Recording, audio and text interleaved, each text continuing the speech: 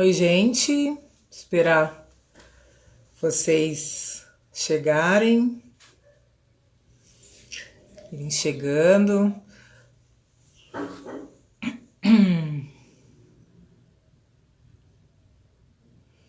Hoje a gente vai conversar com a Juliana Borges, né, sobre encarceramento em massa.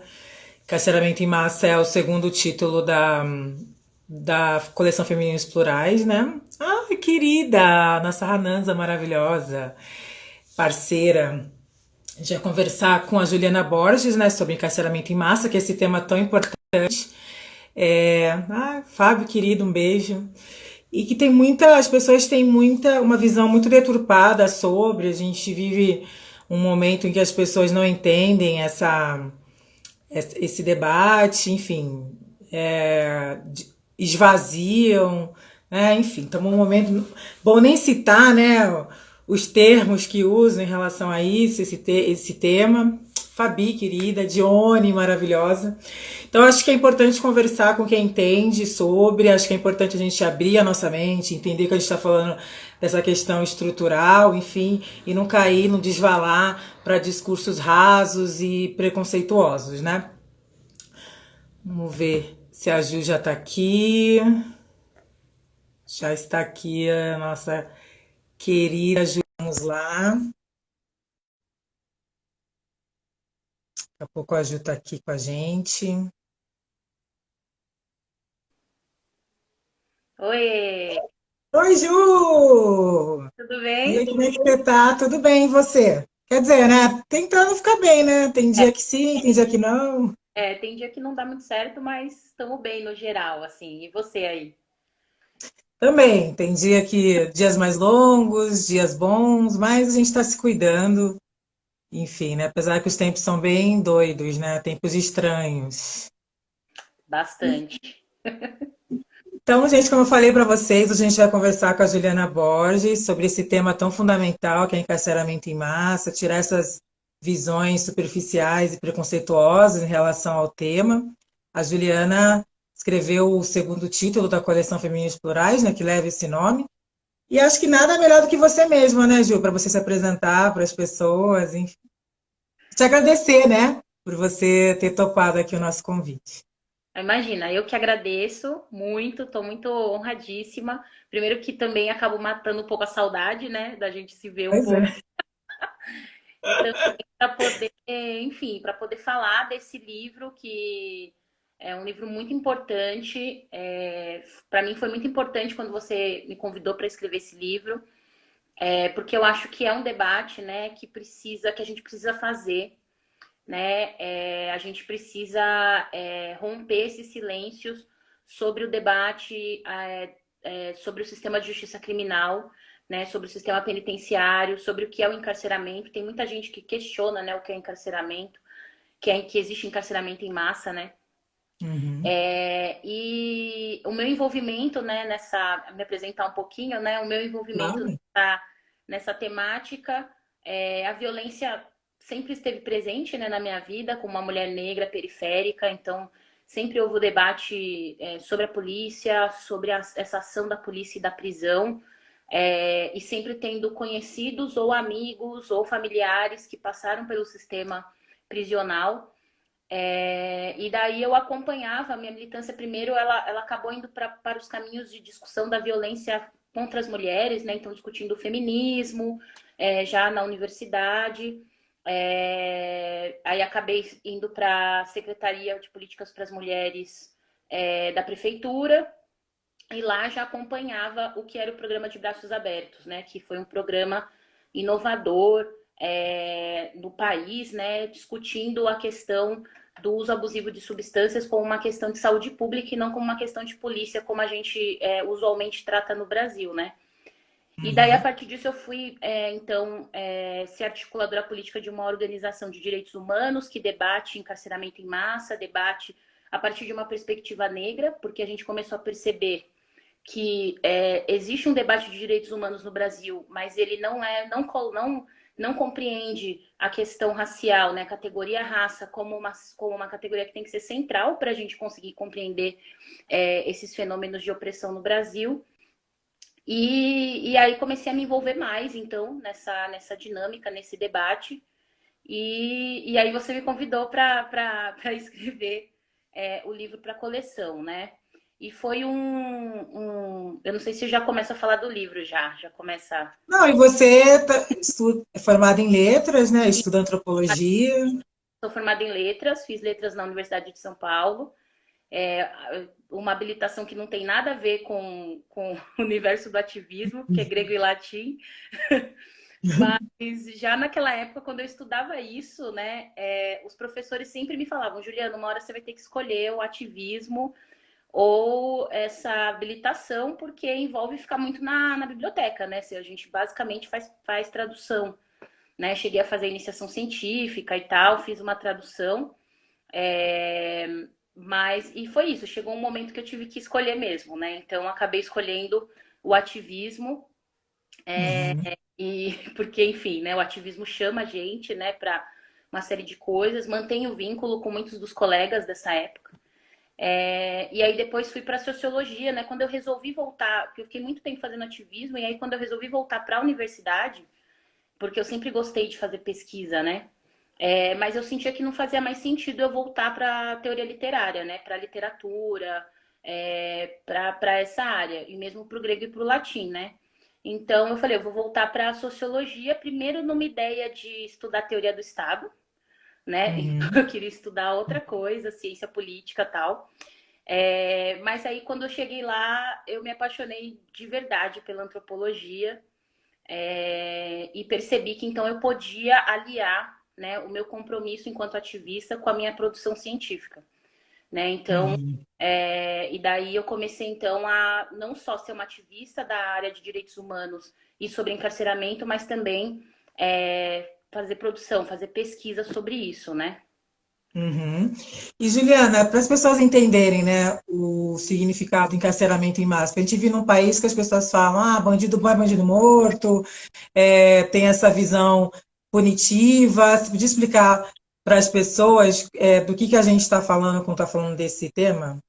Sim. A gente fala que existe um processo de encarceramento em massa, ou como alguns vão dizer, de superencarceramento, né, no Brasil, porque, primeiro, quando a gente tem a ideia de encarceramento em massa, as pessoas acham estranho porque parece que são várias pessoas, vários ônibus entrando, né, todos os dias no presídio. Se a gente fosse juntar essas pessoas que são presas, né, e nos períodos que elas são presas, realmente a gente poderia ter essa imagem, né? Mas a gente fala sobre isso porque nosso país, né, o Brasil é o terceiro país que mais encarcera no mundo, né, em números absolutos. Então, a gente tem a gente está entre os 30 países que têm as maiores taxas de encarceramento do mundo. E a gente está em terceiro lugar em números absolutos no número, na quantidade de pessoas que estão presas, né? Então a gente está só atrás dos Estados Unidos, né, que tem uma população prisional de mais de 2 milhões de pessoas, e da China, né? E veja bem, a China que tem 1 bilhão de pessoas, né?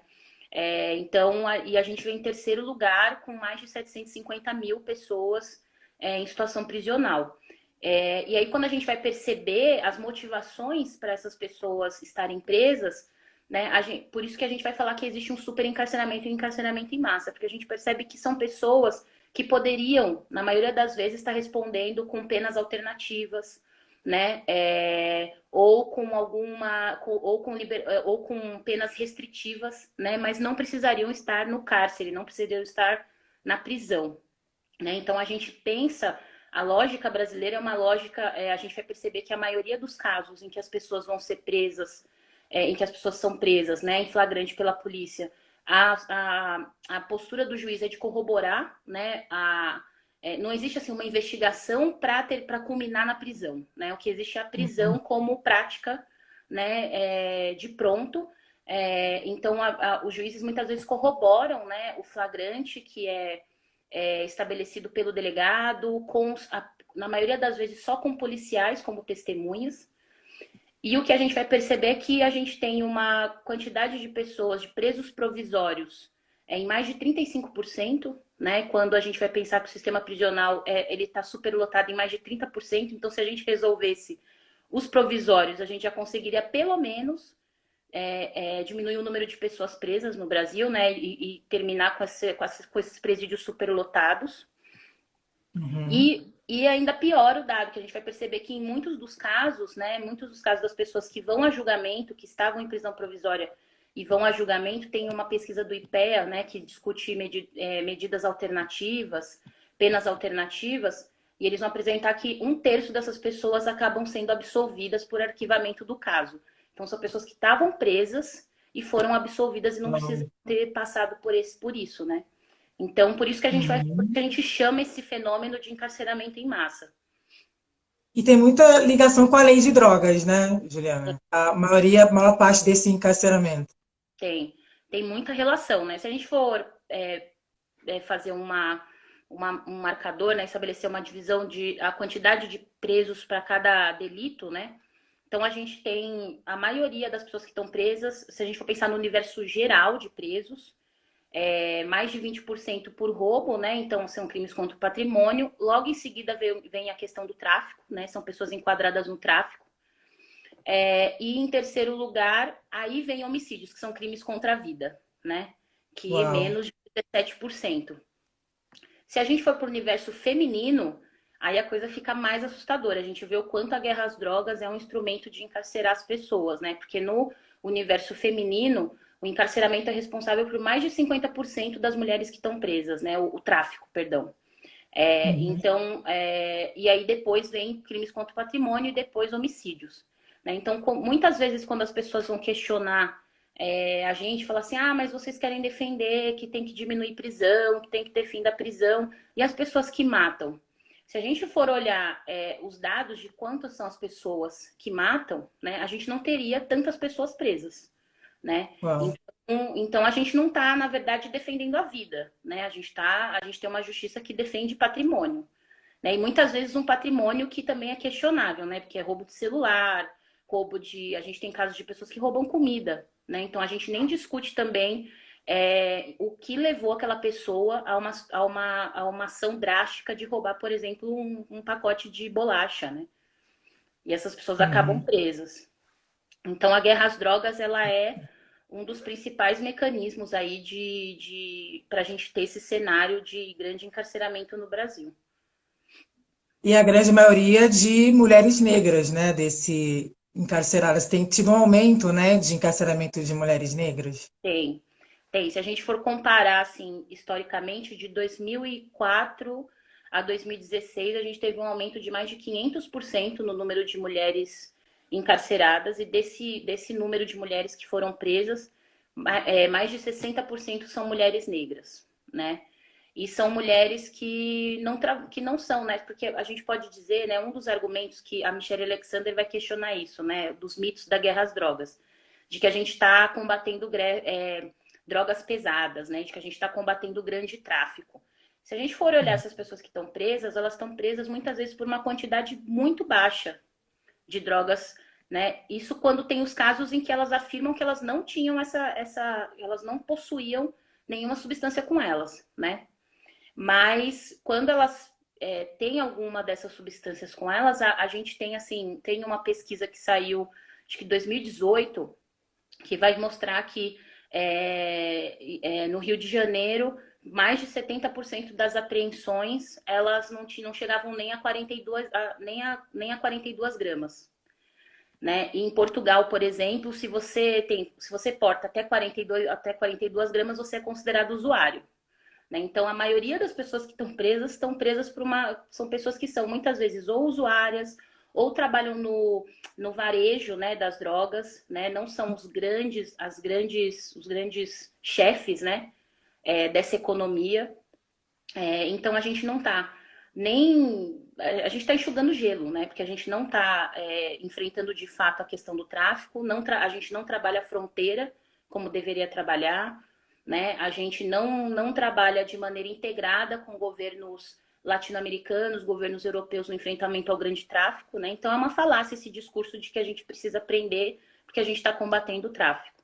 Porque os números não vão mentir para a gente, né? A gente não está fazendo isso. Geralmente a testemunha é o próprio policial, né? É, Na maioria das vezes. na maioria das vezes, as únicas testemunhas de todo o caso são os policiais. Né? E muitos dos casos, né, se não me engano, um terço dos casos, a gente percebe que também tem uma deficiência na defesa das pessoas. Muitas vezes essas pessoas não têm a defesa que elas têm direito a ter, né? Porque não se tem nem recurso, né? Então as pessoas simplesmente são, em primeira instância, julgadas, condenadas, não tem ninguém recursando, não tem ninguém questionando esse inquérito, esse caso, essa investigação, pedindo investigação, né? Então é Uhum. esse o cenário que a gente tem. E no seu livro, Juliana, você traz uma abordagem, né, feminista negra para essa questão. Por que que você acha que é importante trazer essa visão, né, feminista negra? E, porque às vezes as pessoas falam, como assim, feminismo negro, encarceramento em massa, acaba não entendendo. Se você pudesse explicar suas escolhas do livro, as suas referências. Sim. Eu acho que o feminismo negro é uma ferramenta poderosa, assim, para a gente discutir qualquer questão, qualquer problema que seja estrutural na sociedade, né? Eu tenho defendido que o sistema de justiça criminal brasileiro é uma ferramenta da necropolítica, né, de aprofundamento das políticas de morte, porque se a gente não mata fisicamente, a gente mata simbolicamente essas pessoas. É, e eu acho que o feminismo negro ele tem algumas premissas que são muito importantes, né? Então, uma das premissas que eu acho que são fundamentais é que as mulheres negras elas estão sempre discutindo comunidade, né? As mulheres negras, para as mulheres negras, se defender significa defender as suas comunidades também. Né? Por isso que tem a frase que todo mundo usa bastante da Angela Davis, né? Quando uma mulher negra se movimenta, toda a estrutura se movimenta com ela, né? Porque nós estamos na base dessa pirâmide. Então, e a gente tem essa percepção, né, de que as nossas vidas precarizadas sendo transformadas transformam também a vida das nossas comunidades. E muitas vezes as mulheres negras, elas que estão à frente do dia a dia desse embate com o sistema de justiça criminal, né? Porque a gente tem um aumento muito grande de mulheres encarceradas, mas ainda o majoritário das pessoas do alvo, né, do perfil alvo dessa ação da polícia e dessa ação do encarceramento são jovens homens negros, né, de 18 a 29 anos.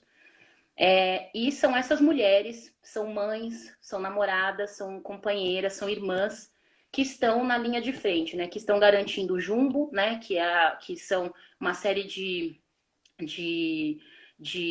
enfim, me sumiu aqui a palavra, mas uma série de alimentos, de produtos básicos que vão garantir o dia a dia desses companheiros, desses familiares que estão presos, né? Elas que acabam sendo as responsáveis por buscar essa defesa, né? Buscar defesa, buscar saber o que está acontecendo, né? Então a gente também fala de um cárcere que não é só da pessoa que está presa, mas um cárcere que se amplia para toda a sua família, para toda a dinâmica familiar, porque todo mundo é impactado por isso, né? Então acho que essa premissa que existe de construção das mulheres negras, sabendo ou se ou não feministas, né, faz com que a teoria, né, o pensamento teórico do feminismo negro seja uma ferramenta importante para a gente conseguir dar conta de estabelecer diagnóstico e, mais importante do que isso, construir saídas para essas situações, para esses problemas estruturais que a gente tem. Uhum. E, Ju, você poderia falar um pouco sobre abolicionismo penal, né? Porque as pessoas falam muito nas redes sociais, e levanta muitas dúvidas, as pessoas não entendem direito. Você podia, né, acho que ninguém melhor do que você para explicar para a gente, tirar esses esvaziamentos e essas dúvidas, né? Sim, eu inclusive estou devendo, né? Eu já tinha te falado que eu escrevi um artigo sobre abolicionismo penal, acho que faz um ano, né? E eu não, Pois é. e eu ainda não escrevi mas assim, fazendo um meia-culpa aqui, me explicando, né? Porque o abolicionismo penal, muitas vezes as pessoas confundem com uma teoria, né? O Uhum, abolicionismo penal é a gente poderia entender mais como um movimento, porque tem várias teorias possíveis dentro do abolicionismo penal. Então, existem pessoas que vão por exemplo, reivindicar abolicionistas penais, mas vão compreender, por exemplo, a importância em casos extremos, a gente ainda se utilizar do direito penal. Né? Então, uhum, não vão defender. Então, eu estou aqui com o livro dele, um dos principais nomes, assim, que é o Niels Christie, que é desse livro aqui. uhum, Ele é um cara que ele fez essa trajetória, né? Então ele se reivindicava abolicionista penal e hoje ele dialoga mais com o direito penal mínimo, mas ele não abandona essas premissas desse caminho em que a gente precise cada vez menos utilizar do direito penal, né? E existem já outras linhas, como do Husman e outros estudiosos, que vão defender mesmo acabar totalmente, né? Abolir totalmente as prisões, né? Que é uma linha que eu acho que dialoga mais com a da Angela Davis, né? Que ela vai falar de a gente. Isso, é o Niels Christian, escreveram aí. Mas que vão falar, ela vai falar mais dessa questão da gente. Peraí, que estão pedindo o nome do livro, que eu falei do livro, peraí. Ah, Chama mas uma. depois você pode colocar nas histórias, nas tuas Ah, é histórias, o verdade. que que você acha? Eu vou colocar. Isso, é verdade, você me falou. Eu vou Calma, gente. Ó, olha só. O livro da Juliana Encarceramento em Massa, vocês têm que olhar o feed do Instagram primeiro, tá tudo divulgado lá. colocar. Eu coloquei o link da venda, da compra do livro da Juliana nas minhas histórias, e depois a Juliana deixa essas indicações todas nos stories dela. Fiquem calmos e prestem atenção no debate. É verdade, boa.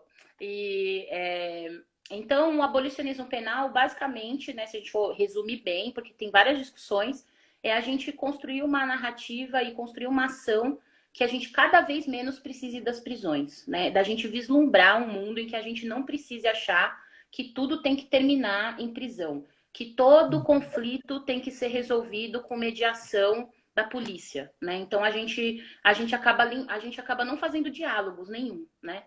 E o abolicionismo penal, ele também não é, porque muita gente vai falar, tá, e o que a gente faz quando alguém se sente lesado, por exemplo, né? O abolicionismo penal, ele não defende que você não seja responsabilizado pelas suas ações, né? Então essa é uma parte que eu acho que muita gente acaba esquecendo, né? O abolicionismo penal, ele vai trabalhar numa lógica de que se você não tem a punição, né, como resolução de conflitos, você vai ter a responsabilização e a reparação. E esse processo de reparação vai ser um processo restaurativo, que pode se utilizar de diversos mecanismos, né? Basta a gente discutir mais sobre quais seriam esses mecanismos, né? Como estabelecer restauração para o caso, ou reparação para o caso de um roubo de celular, né? Isso é uma coisa que a gente precisa discutir. E eu acho que uma outra questão que é muito interessante, que esse autor que eu mostrei aqui, ele vai falar, o que acaba também causando muito essa lógica da punição é quando a gente tem um distanciamento, né, das nossas mediações de conflito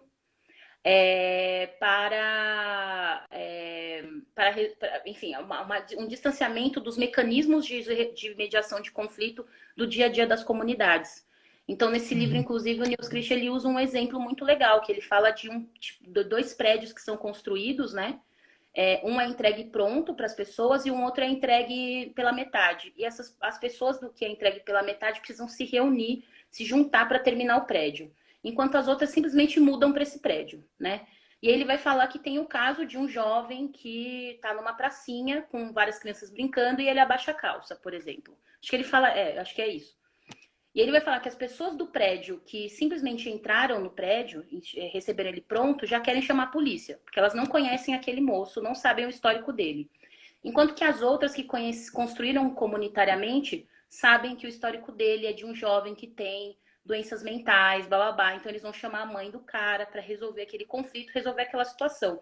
Então ele está falando que a gente precisa pensar uma justiça que esteja mais relacionada com o nosso dia a dia, com as nossas comunidades, para a gente conseguir resolver muitas vezes os conflitos sem ter que acionar e sem ter que, enfim, pular vários dos processos até que a gente chegue na esfera penal, né? Então, o abolicionismo penal dá para fazer um livro da coleção só de abolicionismo Tá, penal. esperar. Fica aí a sugestão, hein, Juliana? Fica aí a sugestão. E, Ju, a gente tem feito a discussão de audiências de custódia. Você podia explicar para as pessoas o que seria? O que seriam audiências de custódia? A audiência de custódia é um mecanismo que é defendido muito pelos ativistas de direitos humanos e como uma ferramenta para a gente não necessariamente ir para a esfera criminal, né? Não necessariamente acionar a justiça criminal, né? Então seria a pessoa que ela é presa, ela tem que passar, se não me engano, por até 48 horas, né? Tem um prazo para ela passar pela audiência de custódia. E que vai definir se essa pessoa, se esse flagrante vai enfim, se ele vai ser corroborado pelo juiz ou não, se essa pessoa vai para uma vara criminal, se essa pessoa não vai para uma vara criminal, vai para um juizado de medidas alternativas. Né? Então, a audiência de custódia ela é defendida muito pelos movimentos de direitos humanos, pelos ativismos, por ser um instrumento que poderia barrar o superencarceramento ou barrar a prisão provisória para que ela deixe de ser uma regra e volte a ser uma exceção, né? Bem resumidamente, né, sobre a audiência de custódia.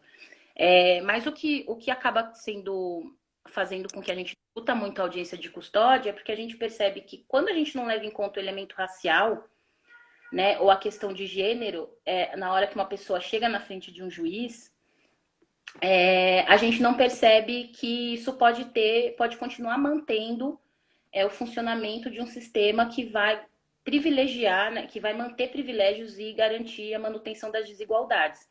Então, muitos estudos já estão apontando que quando pessoas negras passam por uma audiência de custódia, elas acabam, na maioria das vezes, seguindo para várias criminais e tal. Isso não está tendo o impacto que a gente esperaria que tivesse na redução do encarceramento, principalmente de jovens homens negros. Né? Então, e se a gente for pensar no recorte de gênero também, né? Porque muitas vezes existe um julgamento moral dessas mulheres, né? Ah, mas você tem filho, o que você estava fazendo no tráfico, o que você estava fazendo na rua? E isso acaba sendo porque uma das questões que garante a avaliação de um juiz para determinar uma prisão, existe um termo vago na nossa lei, que é dizer que é pelas circunstâncias e o local em que aquela prisão foi efetivada. Então, se você é preso numa favela, num território que é dominado pelo tráfico, as circunstâncias, o policial fala, estavam na esquina às 11 da noite. Né? E você vai pensar que esse juiz tem uma carga moral, né? A partir do seu grupo, né? Que é um grupo de, majoritariamente, pessoas brancas, privilegiadas, de classe média e alta, a gente vai ter um julgamento moral. Né? Então, a gente muitas vezes acaba pensando, isso não significa que a gente tem que de modo nenhum, assim, deixar de defender a audiência de custódia, mas a gente precisa aprimorar esse mecanismo, porque senão ele não vai ter o retorno, né? Ele não vai garantir a consequência que a gente espera, que é da diminuição da prisão das pessoas, principalmente por crimes relacionados a drogas. Não sei se eu expliquei, assim, mas... Não, claro, tá ótimo. Eu tô assim, hipnotizada, prestando atenção. E, Ju, essa questão da segurança pública, né, no Brasil, para Marielle Franco, escreveu sobre isso na dissertação de mestrado dela, tem muito essa visão de criminalização, né, dos espaços periféricos, a questão da criminalização dos sujeitos negros. Como é que você acha que a gente podia pensar uma outra segurança pública no Brasil? Tem vários debates aí, né? E como no abolicionismo penal, se a gente defende reforma, tem gente que acha que a gente não tem que defender reforma da justiça criminal, mas eu acho que a gente tem que ir pensando os passos, né? Como um processo, né? Então eu acho que a gente precisa, não tem jeito, não tem como fugir da ideia de pensar uma reforma geral e profunda, tanto da justiça criminal, da justiça brasileira, né? Quanto da segurança pública, né? Então a gente tem uma segurança pública que existe um jogo que é feito porque ela é de atribuição dos estados, né? Mas a gente vive num país que, querendo ou não, é um país centralizado do ponto de vista do poder executivo, né? Então as orientações, a ação do poder executivo federal, ela é muito importante, ela reverbera muito nos estados e municípios, né? Então, a gente não tem uma segurança pública que ela é integrada, principalmente que ela não é integrada com outras áreas, né? Porque a gente pensa a segurança pública é ação ostensiva da polícia, né? Quando não, segurança pública tem investigação, né? Então, a gente tem acompanhado nos últimos tempos um esvaziamento, um enfraquecimento, né? Uma desvalorização, por exemplo, da Polícia Civil, que faria esse trabalho da investigação, né? Então a gente acha que polícia é só policial militar fazendo patrulhamento ostensivo.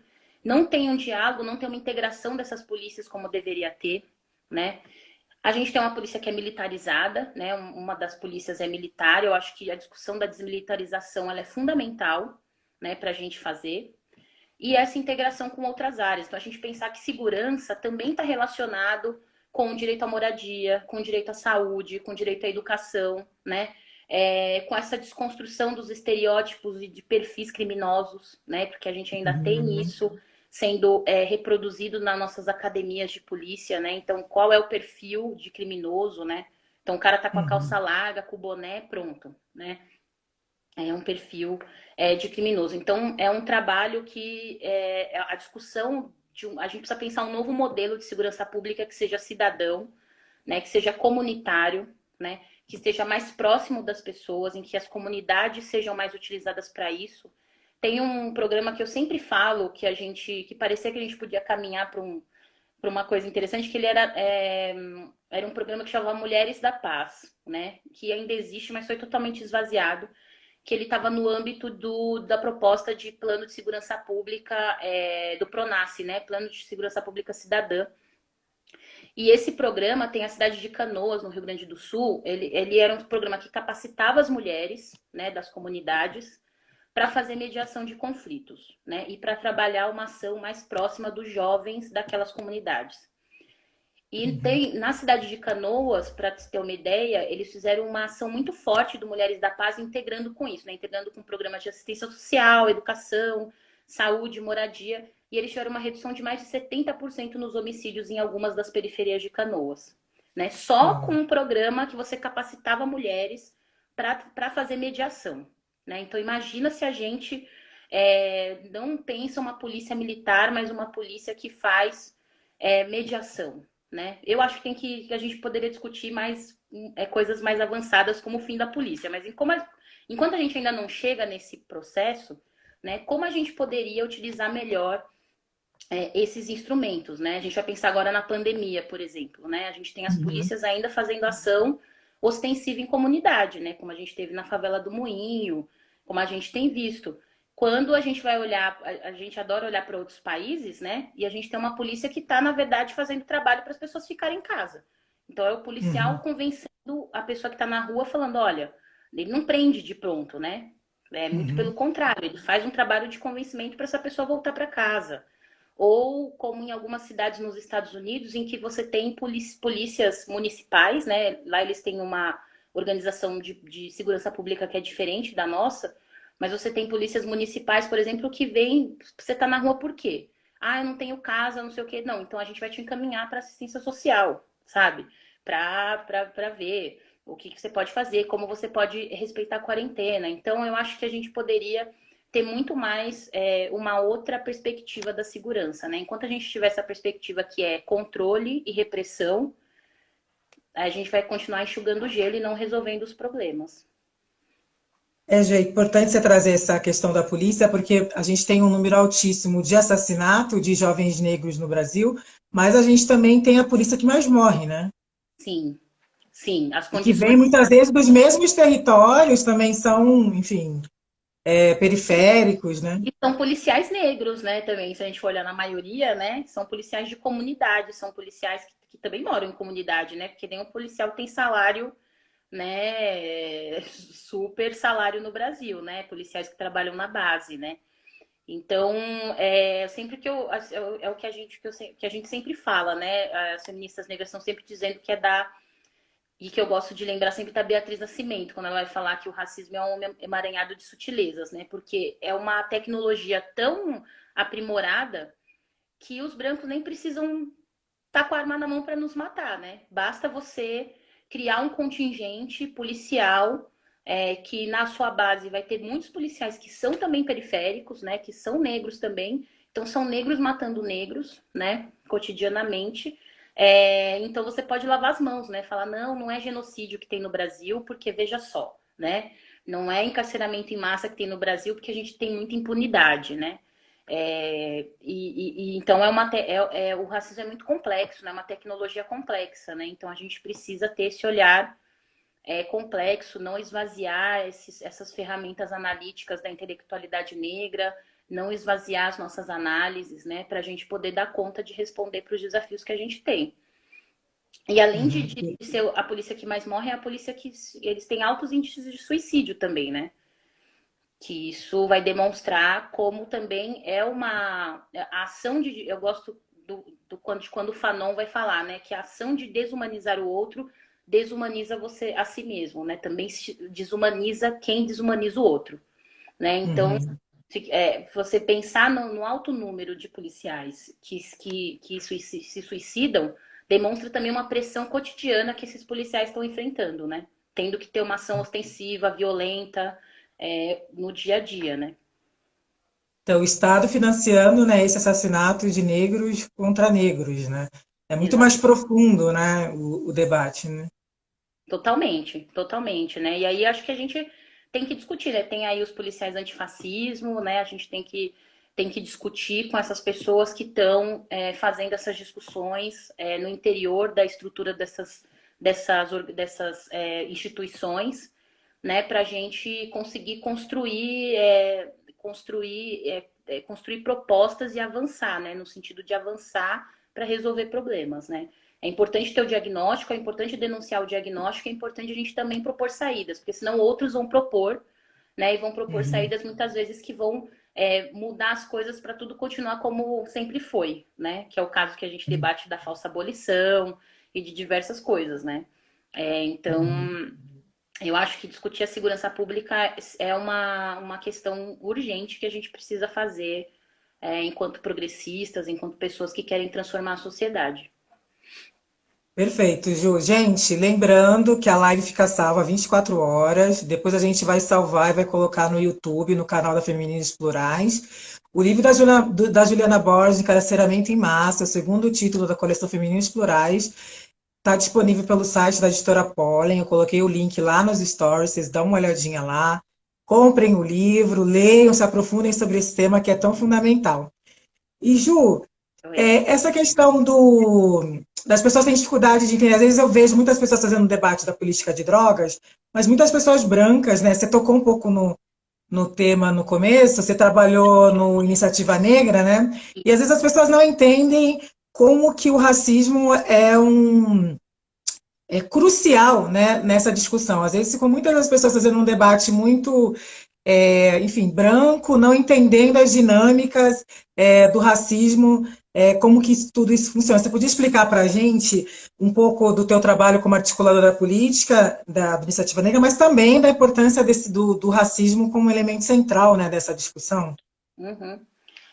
Uma das discussões que a gente fazia, assim, da importância de surgir um espaço como a Iniciativa Negra, justamente pelo que você falou, né? Durante muitos anos, a discussão, e a gente vê, por exemplo, de uns anos para cá também, a Marcha da Maconha tem feito também fez um giro importante de vir para as periferias, né? Então a gente tem tido uma mudança do público, né? O público que antes era muito jovens brancos de classe média do centro expandido de São Paulo, a gente vai ver assim, tem mais jovens negros periféricos, né, participando desse processo, porque a gente tinha realmente um debate que era muito branco e de classe média, muito na perspectiva do consumo, né, o meu direito de consumir determinadas substâncias.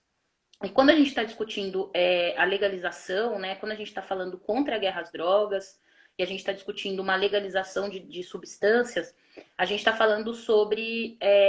Eu gosto muito de uma pesquisadora que é a Amanda, que é da FESP também, da Escola de Sociologia e Política, que ela sempre vai chamar a atenção de que a gente fala contra a guerra às drogas e a gente defende uma política de legalização porque isso significa garantir que um grupo socio-racial possa ter direito à vida, né? Uhum. Então, a criminalização, primeiro a gente pensar no que significa a criminalização de determinadas substâncias, né? Por que, que o álcool não é criminalizado? Porque tudo é droga, né? O Dorflex Uhum. que você toma, Que álcool. né? Ah, eu tô aqui com o meu também. O Dorflex que você toma, a cerveja que você toma, tudo isso é droga, né? E por que que algumas são criminalizadas ou não? Quando a gente vai pensar nesse processo de criminalização das drogas no Brasil, a gente já tem uma série de pesquisadores apontando isso já, né, falando da história das drogas no Brasil, que isso começa com uma criminalização que é marcada racialmente, né? Então, já lá em 1830, a gente tem criminalização do pito do pango, que é maconha, no Brasil, na cidade do Rio de Janeiro, com o argumento de que ele era utilizado pelos escravizados da época, né, pelas pessoas negras da época. né? Uhum. Os argumentos que tinham para você criminalizar haxixe, criminalizar o ópio, determinadas substâncias, também eram pautados pela questão racial, porque eram substâncias que vinham de países asiáticos, né? Do que naquele período, no final do século XIX, começo do século XX, né? Com as teorias eugenistas, você tinha uma hierarquização, você teve né, uma hierarquização racial, né? Um discurso baseado na ciência, hierarquizando as diferenças, as características étnicas das pessoas. Né? Então você precisava criminalizar porque eram substâncias perigosas de povos perigosos.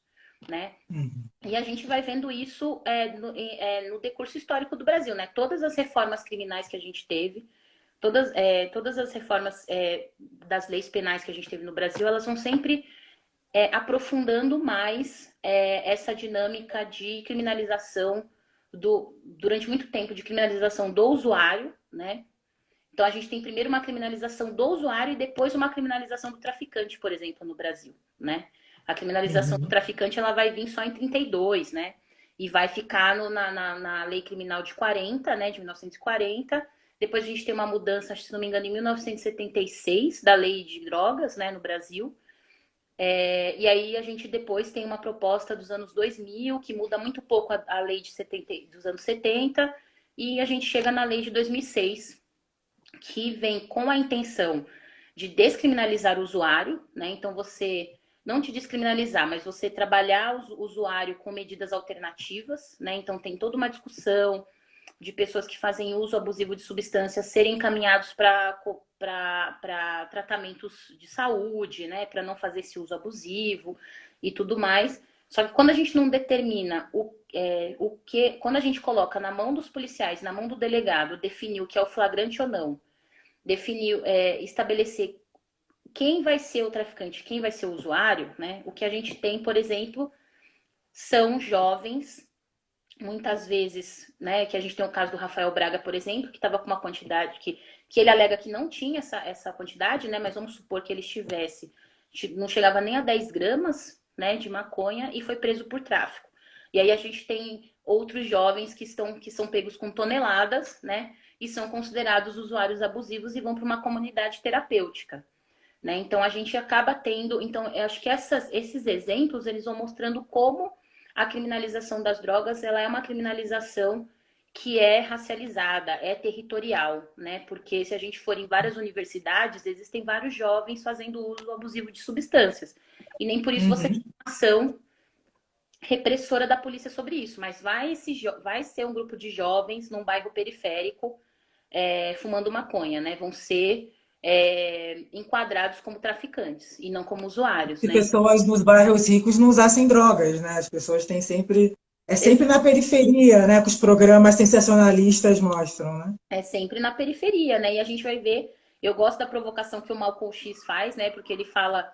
Se a gente não acha irônico que os bairros que mais têm a presença da polícia são os bairros com maiores índices de violência, né? E esses índices de violência aumentam com a presença da polícia, né? Então a gente tem um exemplo agora que são as ações em favelas no Rio de Janeiro, né? Com a pandemia, você teve uma redução, né, das ações da polícia em diversas comunidades e com isso você teve uma redução drástica do número de homicídios, né? É Então, assim. como não relacionar, né, essa ação, essa violência, esses índices de criminalidade a essa ação ostensiva, né? A essa guerra às drogas que não é contra drogas, é contra pessoas, né? Então, eu acho que esse não dá para fazer debate de drogas, inclusive não dá para fazer um debate de legalização das drogas, se a gente não fizer uma discussão de reparação, né, dessas comunidades, né? Porque senão a gente tem um processo que é de legalização para o mercado, que é como está acontecendo nos Estados Unidos, né, em que quem vai começar então a produzir e a vender maconha são brancos de novo, que vão ganhar dinheiro com isso, e as comunidades que tiveram pessoas que foram presas, assassinadas por essa guerra às drogas, continuam empobrecidas e marginalizadas, né? Então, Perfeito. Em alguns estados nos Estados Unidos, tipo Califórnia, né? Bem, Colorado, mas são, de novo, homens brancos, empresários, né? Lucrando com isso, né? pois é, e você também você faz isso, você não anistia quem está preso, né, por tráfico. Então, assim, legaliza, são ricos que vão passar a investir, são brancos que vão passar a investir, pessoas negras vão continuar presas, as comunidades vão continuar pobres, né? Não gera nenhum retorno para essas comunidades. Então, acho que para a gente escurecer esse debate da guerra contra a guerra às drogas, a gente precisa fazer um debate colado ao debate da reparação às comunidades afetadas por essa guerra às drogas, né? E que a gente debata anistia sem recuar, porque senão a gente vai continuar, pode até chegar a gente não está num cenário que pode legalizar, né? Mas a gente pode até chegar nesse cenário, mas a gente vai manter privilégios, né? A gente vai fortalecer um grupo que já é privilegiado. Perfeito, Ju, você trazer essa perspectiva, né? Porque a gente fala de descriminalização, legalização, mas tem que discutir como que isso vai ser feito, né? Perfeito. Gente, tá incrível essa aula, nem parece que passou tanto tempo, né? Já estamos chegando no fim, eu tô assim, uau! Ju, como está chegando no fim, acho que seria interessante falar um pouco, a gente está nesse momento, né, de pandemia no Brasil, um pouco dessa relação da pandemia e o sistema carcerário, né, no Brasil, a gente viu algumas notícias de que poderiam se liberar alguns ou não. Como é que você acha que deveria ser feito nesse momento agora de coronavírus? Eu, assim, sendo bem direta, a gente tinha que ter desencarcerado, né? Desencarcerado fortemente, né?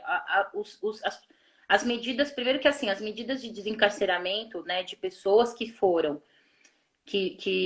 do fechado para o domiciliar, né? Porque a gente não está falando de anistiar os crimes, a gente está falando que essas pessoas possam continuar cumprindo as suas penas em casa, né? Para poder cumprir o isolamento que é tão fundamental para a gente barrar o vírus, né? Então, as pessoas que já foram encaminhadas para domiciliar um número muito baixo, né? Então, se não me engano, no estado de São Paulo, a gente não chegou nem a 5 mil pessoas, né?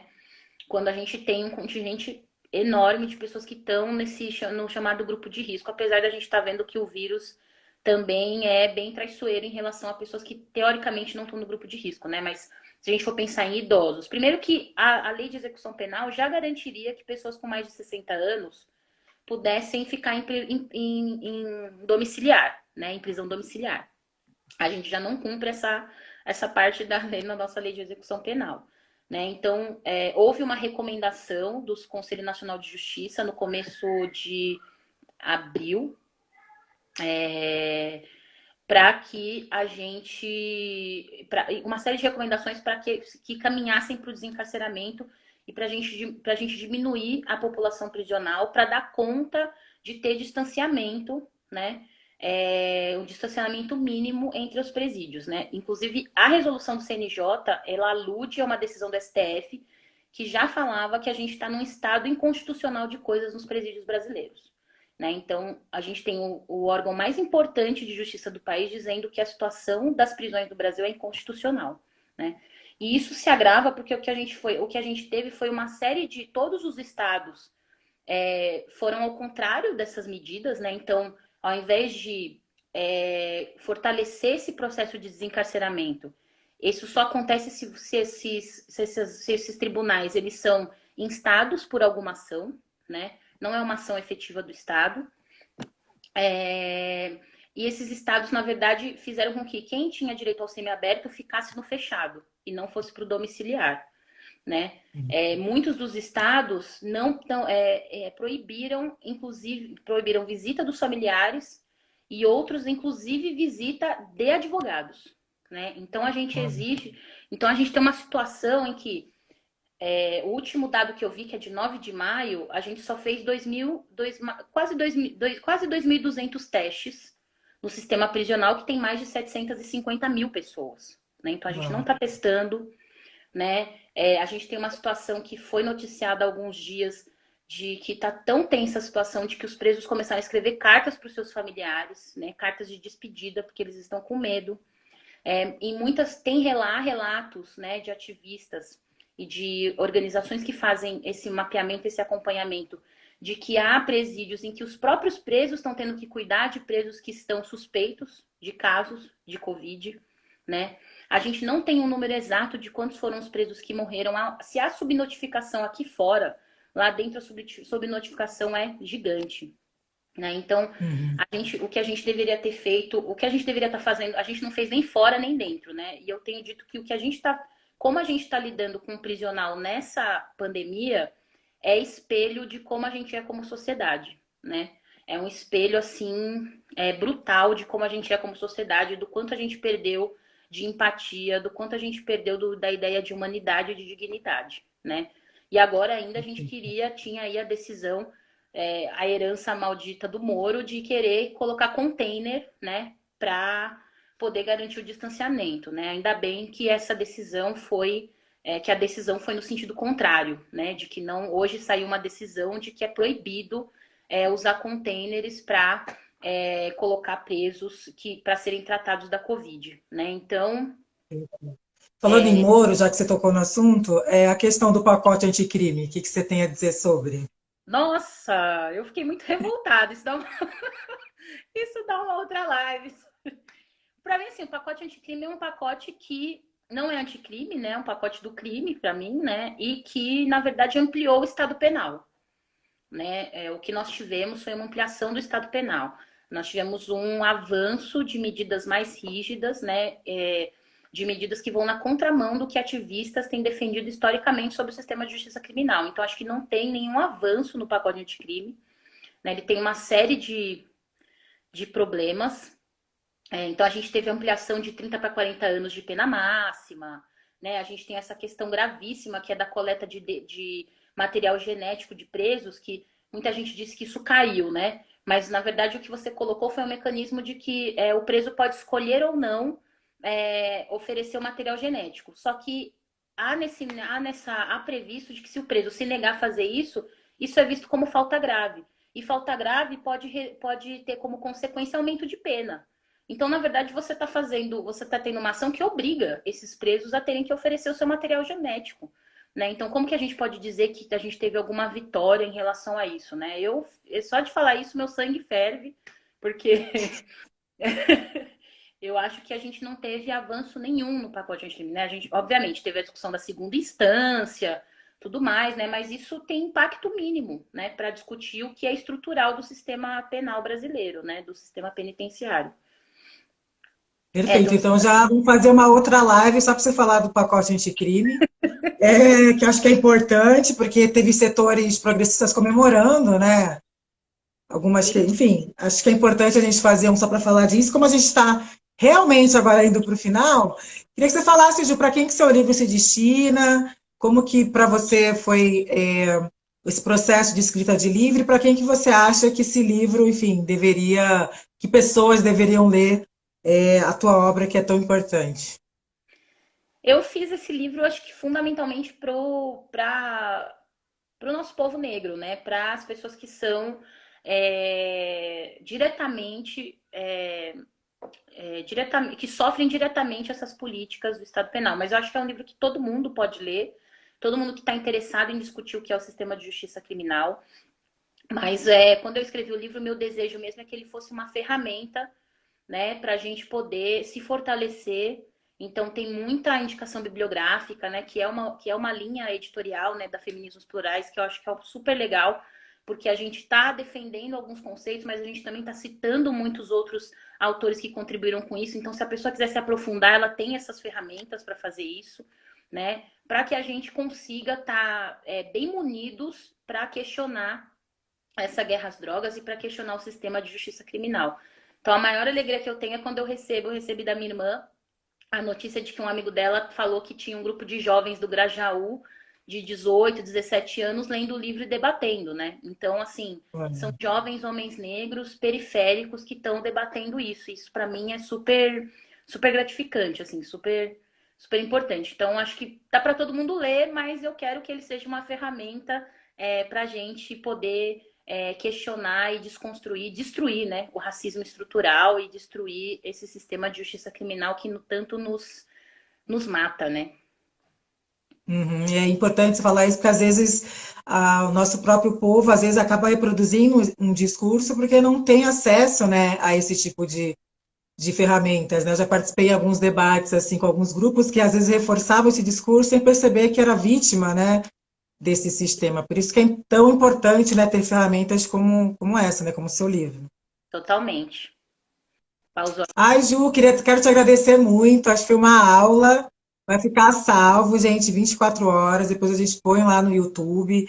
Agradecer a Juliana, porque é uma honra ter ela compondo aí a coleção Femininos Plurais, abrilhantando essa coleção e trazendo de maneira muito aprofundada esse tema que é tão importante, que a gente precisa tirar essa visão moral de quando a gente está falando de droga, a gente está fazendo aqui uma discussão política, uma discussão, não é quem deve usar ou não deve usar, a gente está falando da questão de como isso impacta a vida das pessoas, sobretudo das pessoas negras, das pessoas periféricas no Brasil. E só te agradecer, Ju, porque o seu livro, você trazendo por essa perspectiva feminista negra, aprofunda a questão e você é brilhante, não canso de falar isso, e nos ajuda muito com essa bibliografia tão fundamental. Obrigada a você, Dija. Obrigada pelo incentivo sempre. Você sabe que você foi fundamental para eu parar do imobilismo e do medo de escrever esse livro. Então, muito obrigada. Para mim é uma honra muito grande estar nessa coleção, estar nesse projeto coletivo de disputa de narrativa. Né? Eu acho que assim, o que a coleção Feminismos Plurais tem feito pela intelectualidade negra, pelos nossos jovens negros, pelos negros que estão na universidade, que estão no ativismo, é assim, a gente não consegue nem mensurar, assim. Então, assim, muito obrigada, sou super feliz, estamos junto sempre, sempre, sempre. Sempre, Ju, tamo junto. E, gente, de novo, o livro dela, Encarceramento em Massa, coloquei o link lá nas histórias para vocês comprarem no site da editora Pollen. A Juliana deixa algumas referências, né, Ju, que você citou nas tuas histórias. Sigam lá, Juliana Borges 1, né? E depois vocês veem lá nas histórias dela as indicações de livros que ela trouxe pra gente. Beijo, Ju, se cuida e obrigada, viu? Saudades. Saudade. Tchau, gente, obrigada. Tchau, obrigada.